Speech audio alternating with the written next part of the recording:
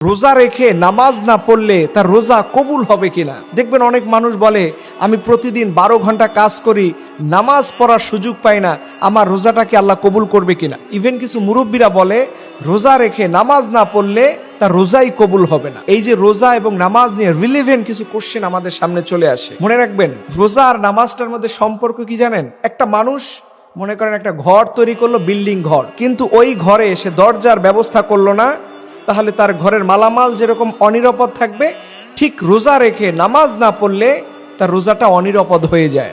কারণ নবীজি বলছেন ইন্না আউয়ালু মা ইউহাসাবু বিহিল আবদু বিসসালাহ, কিয়ামতের দিন সর্বপ্রথম নামাজের হিসাব হবে।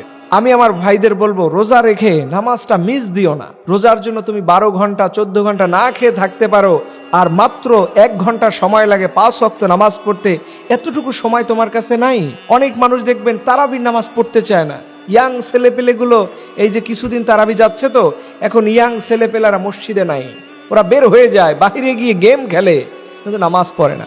আমি বলি যুবক ভাই, তোমার যত অভাব আছে, তোমার যত কষ্ট আছে, একটু সাহারির আগে 2টা রাকাত নামাজ পড়ে তুমি তোমার আল্লাহকে বলো, আল্লাহ আমার জীবনটা বড় কঠিন হয়ে যাচ্ছে, আমি যেদিকে তাকাই মনে হচ্ছে ধুধু মরুভূমি, কোনো কুল কিনারা পাচ্ছি না, কেউ আমাকে সাহায্য করতেছে না। আমি তাদেরকে বলবো তোমরা তাহাজ্জুদের সালাতে আল্লাহর কাছে বলো, দেখবা তোমার রব তোমাকে এমন জায়গা থেকে রিস্কের ফয়সালা করে দিবে তুমি নিজেও জানো না। এর জন্য নামাজ এবং রোজার গুরুত্ব দুইটাই বেশি।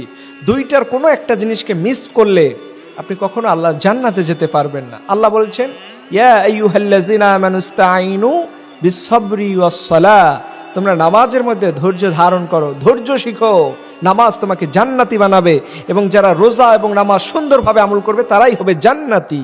আল্লাহ যেন আমাদের এই আমলগুলো করা তৌফিক দান করে। সকল